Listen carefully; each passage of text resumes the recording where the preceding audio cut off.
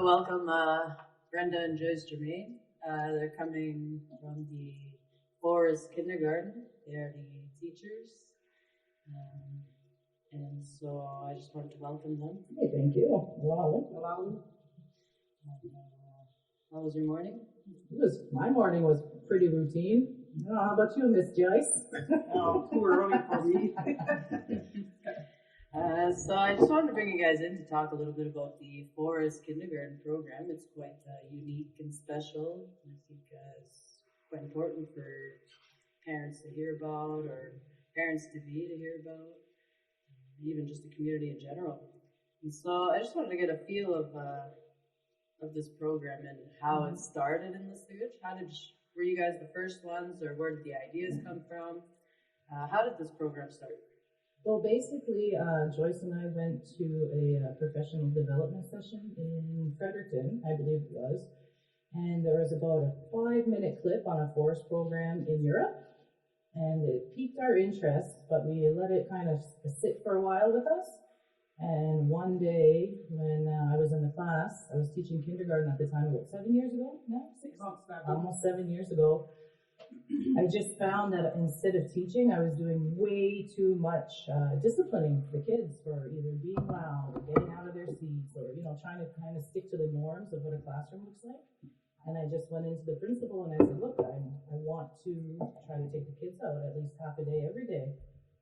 And he really just looked at me and was like, well, okay, do it, develop it. And Joyce came on board. At the time, she was teaching the immersion class, the Mi'kmaq immersion, and I was teaching English. And she came on board 3 days a week and found that it was beneficial to her students. And ever since then, it's been every single day, half a day, we spend outdoors. So basically, we had zero resistance from our administration, which I think is pretty unique to a band-operated school, because a lot of other provincial schools, they have to jump through a lot of hoops and go through a lot of red tape to even start a program like this. So we're very fortunate. So, what's the history of the program, I guess? Well, I guess in Listigage, like, when did you guys start? In Listigage, well, it's been about 7 years now. I guess there's been forest schools all throughout Europe for decades, right? And in Canada, I think the first forest school was in Ontario. However, the majority of the forest schools in Canada are privatized. So if you'd like your child to experience that, you will pay to have your child go to this type of school. While here in Listigage, we're putting it into the everyday school, the every single day schooling experience of the kids, which I think is pretty unique. So no matter what income you come from, you have the opportunity to kind of have this experience. And I think we were one of the first ones to open up an outdoor program like ours. But what made it unique is the immersion component of it. And they had similar programs, I would say, in Guatemala years and years ago, and I think I was inspired by that also in the past. I've done a Big Lounge program years ago, and I would say 20-some years ago, and I'm sure a lot of parents will remember that, but it was similar to what we're doing now. And I've always loved it and enjoyed it because it involved culture, and it was outdoors.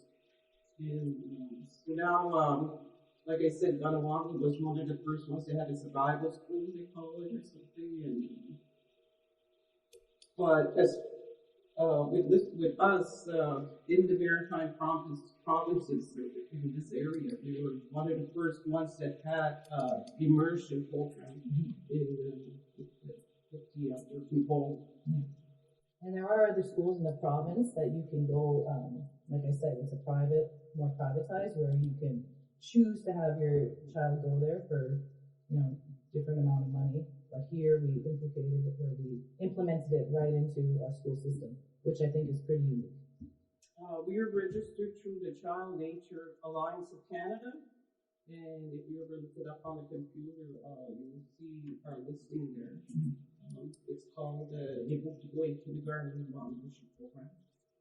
So It's quite interesting. I think a lot of people don't realize that it's actually legitimate. It's actually Yeah, it's not just two crazy ladies just saying, let's bring the kids out, right? Most days, anyway. We recently, I would say a few years ago, went to Manitoulin Island. Manitoulin Island to take some training.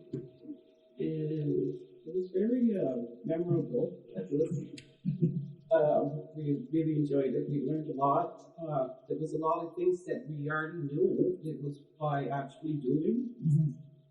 And of course, doing a lot of research. That was one of the things that we had to do or did because, to better understand our program. So what kind of research did you guys do? Well, we looked at the pedagogy of the program. We looked at the safety. Safety is very That's the number one aspect of the program for the children. And as we were going on the past 7 years, we were very fortunate to have a TA. His name is Rick Rice. Hi, Mr. River. That was very knowledgeable in the environment, the different medicines, the different trees that you would use to make What's safe to eat, what's not safe to eat. Yeah. So he helps us a lot with in terms of any safety. A lot of times we send him out first, kind of scout the area, make sure that it's safe. So he's with you day to day. He's with us every single day. Every single day. He's part of the program, but he never wants to go on the air. He never wants to be filmed or videotaped. But some like me. Yeah, some like Joyce, but he can't be forced. No, he's with us every day, and he's really good. He's an integral part of the program, that's for sure. And he keeps Joyce and I safe as well. Exactly. No, don't go and say that story. After. Once we warm up, I'll tell everyone. So maybe, I guess you guys can describe your typical day-to-day in the classroom. How does what day look like at AGS outside with the students? Well, usually, our eventual goal, I suppose we should say this now, is to get some kind of lodge or shelter, which actually is in the works. It's coming very soon, to have some kind of base camp where our day will look different than what it does right now. Our day currently, well, actually, I'm not teaching right now. I'm taking the adult immersion, Mi'kmaq immersion class. Hi, everyone. Which I'm really enjoying. But usually what would happen is in the morning times, the kids would come in and have 1 to 2 hours of math and literacy. We found that by cutting out all of these other things that people tell you to teach in blocks, such as science, social studies, phys ed, and all of that, we found that by just going outside, it covers them inherently, right? So we focus on math and literacy in the morning, and then every single afternoon, even on some of the, terrible weather days, we're out, as long as it's minus 25, I think we stand. But other than that, the kids are out, and so we go from about 12:30 to 2:15, 2:30. And we have various places in the community where we frequent. So right now it's like a little game, depending on the weather, depending on the temperature, depending on the children's moods. We choose where we go. The seasons. The seasons. Eventually what we would like to see is, with this base camp, is just having the freedom to flow in and out as we choose, right? Not so much of this time to this time you must be inside. No, if there's something going on outside, if there's something cool happening, then you should be able to just walk out and be immersed in the woods right there. So that's our eventual goal. Once we have a base camp, we would like to see other teachers, invite other teachers to come in, and visit, experience. Yeah, there's a huge interest with other teachers, and I think they're starting to realize that it's not as difficult as we once thought to bring your kids out and have actual learning and good experiences going on. So we're really proud of all the other teachers at AGS. It's just at this time we need some kind of spot, that can be deemed. You can't just go out and say, okay, I'm taking my kids out and, try to teach multiple. You have to have the techniques. You have to look for learning moments with the children. You see a child doing something and you can include the specific learning outcomes from the browser curriculum. You intervene, and it goes. I call it weave in and out. Our pedagogy is that it's a spiral curriculum. That means whatever we learn indoors, we take out, and whatever we learn outdoors goes back in, and it spirals, or I would say weaves into a beautiful outdoor experience and learning experience for the students.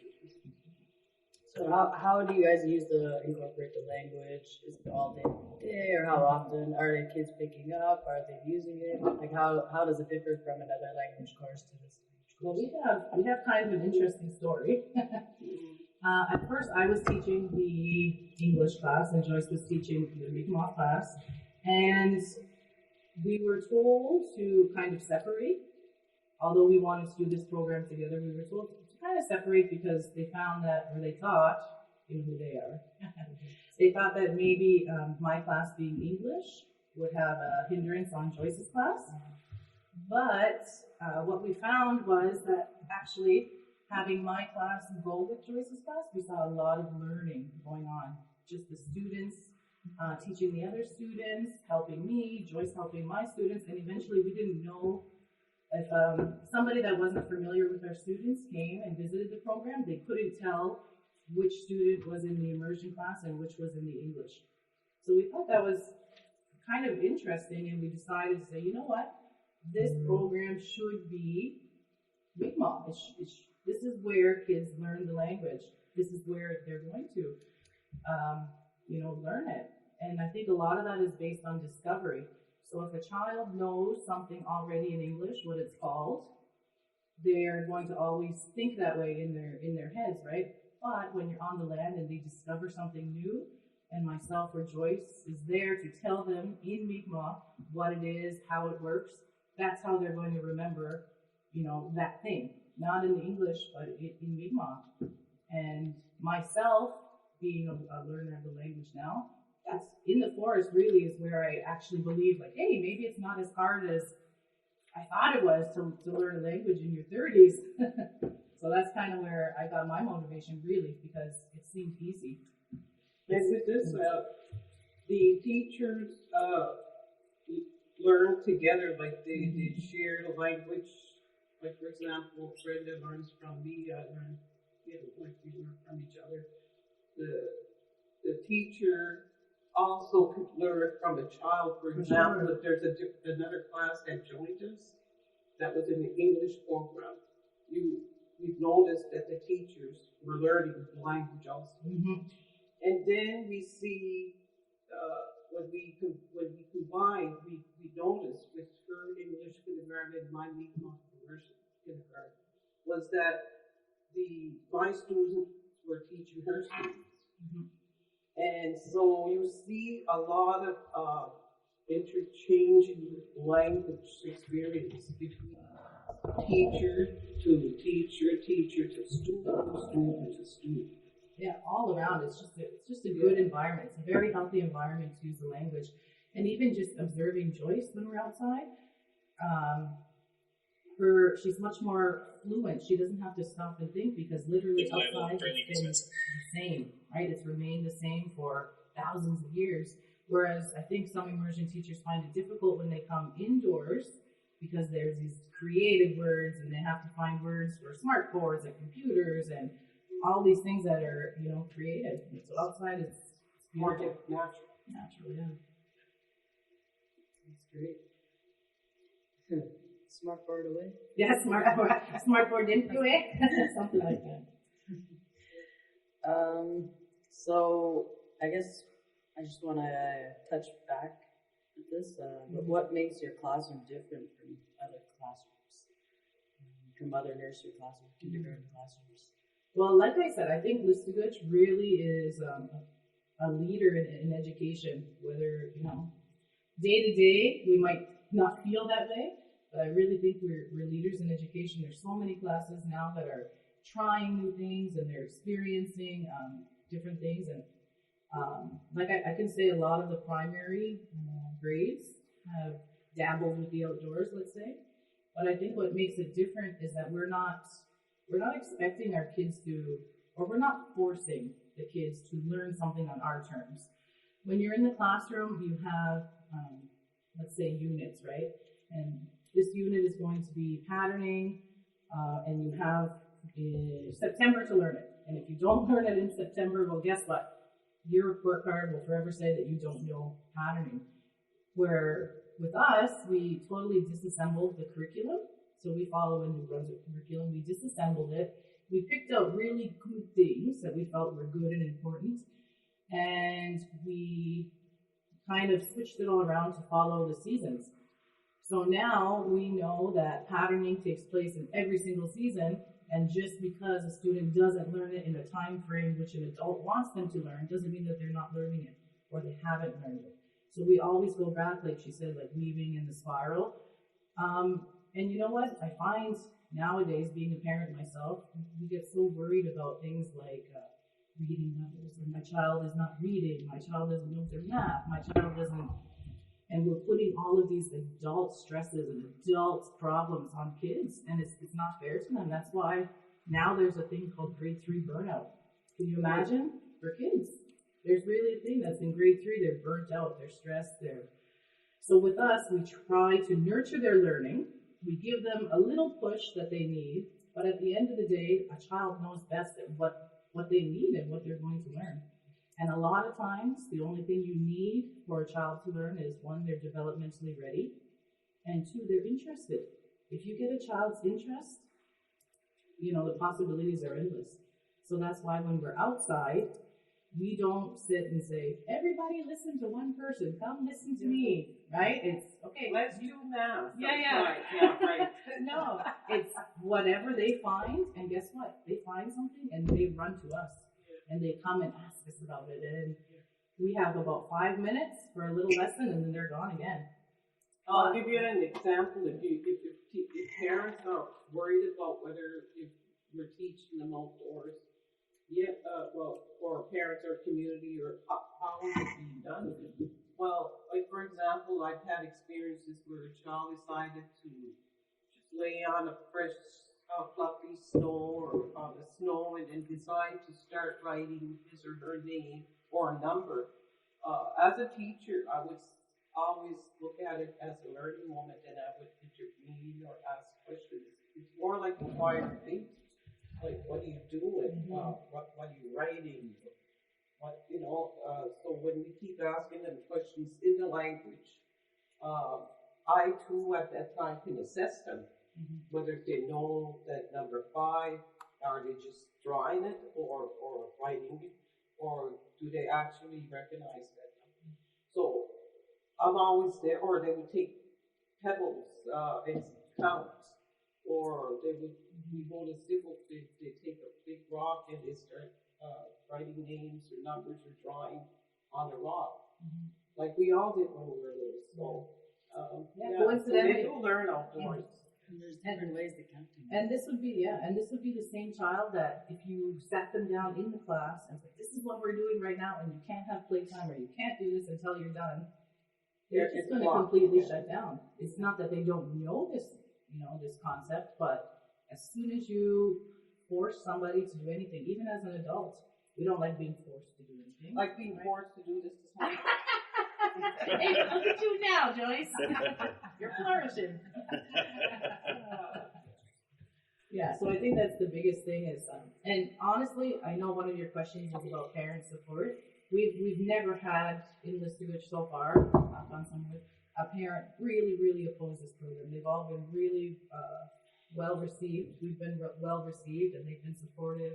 We've had parents come and teach different cultural aspects, ice fishing, moose skinning, like just, so we feel completely well supported by the community because I think they're realizing that our children are, they're special and we don't learn in the conventional way most of the times.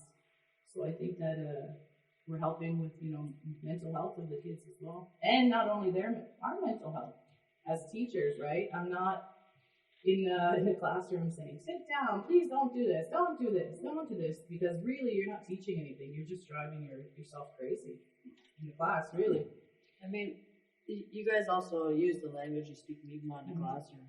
I'm just curious, how do you deal with parents who might be worried that their children will fall behind in English or I French? did an experiment with my own kids. I'll tell you about it.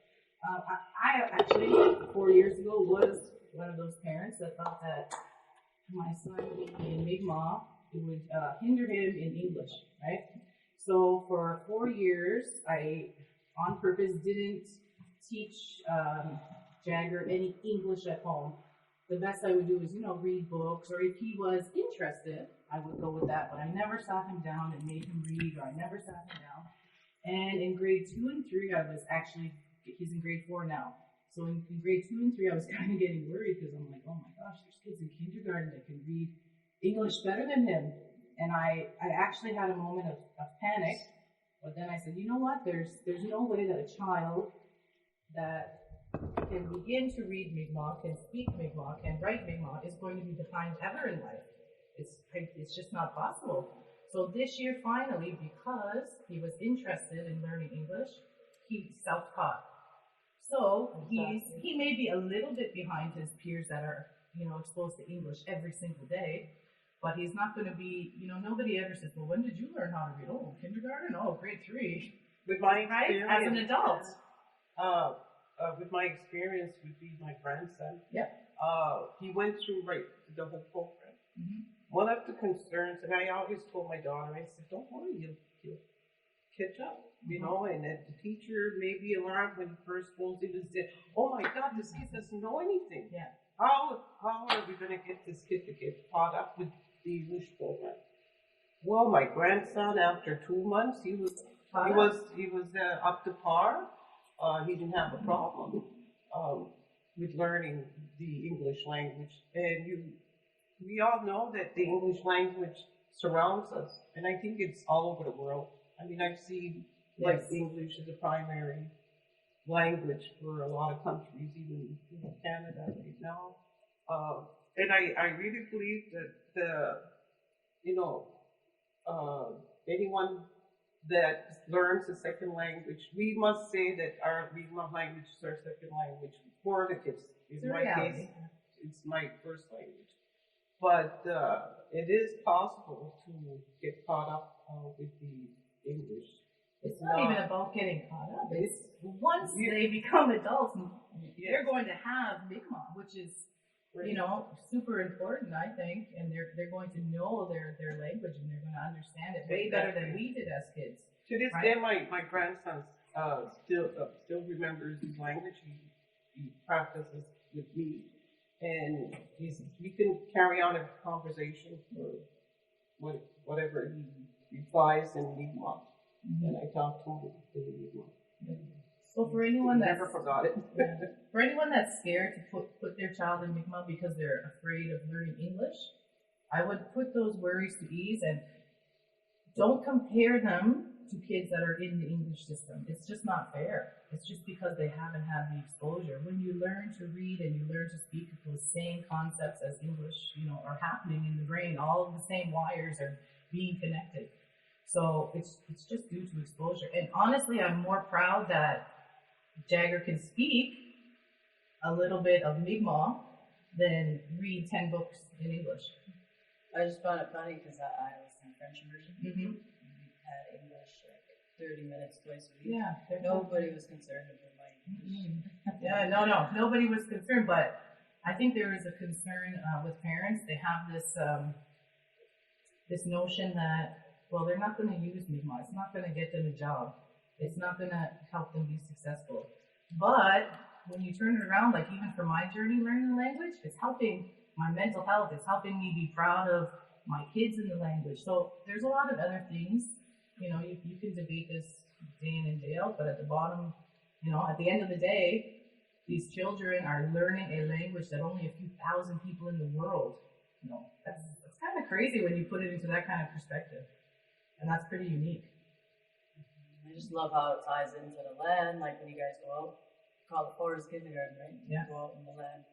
The language is just so tied to that. It's so tied. It's so natural, right? And that's where, like I said, I've learned a lot. And now when I go to my class, I can check with my teachers and I can, you know, what can I say? And I can go out and use it. And I think that's super important for the kids too to have. We're not saying that kids should never sit down and never write or use these, you know, pencils, but there has to be a balance. And I think over the years, the balance has been shifted to, I'm the boss, I'm the teacher, you guys all listen to me. If I don't like how you're acting or how you're behaving or how you're performing, then it's not good enough. And that just can't be the way anymore. Like you guys said, it's like it's all a learning experience. Yes. When my dad talks about back in the day, and he was a child, you know, he talks about how just it wasn't in school, but on his days off or on the evenings, he'd be out in the woods, you know, picking berries. He'd be out on the land already, like using the language. Yeah. Unfortunately, we don't have that right now, and we need to kind of bring that back. Yeah. But imagine the kids we're teaching now, they're going to be parents one day. So just because, you know, I didn't have the chance to be in an immersion school and be on land, doesn't mean that I shouldn't give that to my children. And they're going to be parents. They're going to, you know, transfer that to their children. So I think in terms of language revitalization, it's not so much like a jump to the language. It's like a pendulum swing. It's a process, right? So I think we're in a good spot to have that pendulum kind of stop and start swinging back the other way. Because in a lot of people's experience, they're saying, oh, the language is dying, it's so unfortunate, it's so this, it's so that. In my personal experience, I'm seeing a growth, right? I'm seeing a growth in language every day I go to work, I go to school, I see it. I see it in my children. So it's definitely about perspective, and it's not impossible. Exactly. Yeah. So, Floyd, I just want to ask you a question, actually. What about your grandchildren? What is your experience with them being in school and learning the language? Well, I'm glad that I would compliment the teachers that are doing the teaching right now, because I find they've been learning a lot from the schools. That's no doubt right there, because there's one that's in school right now, and he learns a lot, and he learned a lot. And he's using it when you use it. Like when I talk to him in Mi'kmaq, he'll answer me. And sometimes he's like I find he's kind of like a little shy to answer, because I don't know, he's not used to talking to me in Mi'kmaq. But he'll look at me like dead in the eye, and then he'll answer me. It's like there's like a little delay there. I don't know why, because it's probably because I don't talk to him that much, where I should talk to him more in Mi'kmaq. You know, that would help him and I. But like, he's not here every day where I would see him every day. But right now he's at that age where he calls me on his own, and he wants to come over. And when he comes over, he brings his pajamas now, and that means he's staying. You know, he's staying. Before he would not do that. He said, no, certain time at night, no, I have to go home. But now he insists on staying. You know, he doesn't ask anymore. He just brings his overnight clothes. But as far as the language goes, you know, I'm so glad that, you know, to me, I'm not teaching him enough, but it looks like he's learning a lot from school, you know, and that's coming good. Well, I compliment the teachers for doing their job. They're doing a good job. What would your advice be for all the speakers? You know, they have grandchildren, they have children. What would your advice be for them to like? Well, if you have the opportunity to see them every day, like grandchildren, you don't see them every day, you know. You just don't. And if you do, the best thing to do is, especially on one-on-one. If one-on-one, and if you teach him, he'll pick it up and he'll answer you, and you know, you could see it. Because I think we put so much pressure on the schools to teach it. Yeah. I think it's also the community that needs to come together. Oh yeah, big time, yeah. Yeah. And it's great to hear it.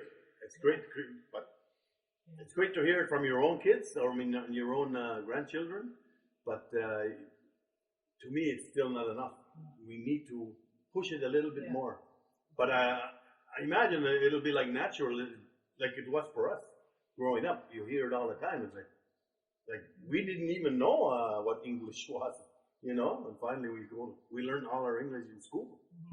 Yeah. There's a lot of adults that are actually afraid to learn language because I don't know. There's a lot of reasons. It seems impossible. Honestly, it seems impossible when you're an adult. But No, it's not. I see a big difference with my niece Brenda from the last 3-4 Oh yeah, you picked up a lot. Yeah. working. And you're not afraid to use it. No, I'm not afraid to make mistakes. Well, that's just it, you know. Yeah. We all make mistakes. So when we're out on the land together, or whether it's in the classroom, I speak to her in Lima, and she replies in Lima. They say it takes about at least 5 years in an immersive program for an adult to learn. 5 years of your life. So anyone that's out there that wants to learn the language, it is possible. And there's programs out there. There is programs. They'll help you. And speaking with a few girls in my class, the reason in my adult immersion class, like G and they started because their children are in immersion and they wanted to help their children understand. So it does start with the children, but we got to start closing in all different aspects. You know, your 30-somethings, your 20-somethings, get motivated to learn it because it's really not impossible. And as long as you know more than you did yesterday, you're good. You're golden. You don't have to reach anybody's standards of perfection. You make mistakes, and same with the kids. I find it's fun learning too. Yeah. Even as adults, like there's a lot of words that disappear because we don't use them enough. Exactly. It's as simple as that. You know, and I go to that.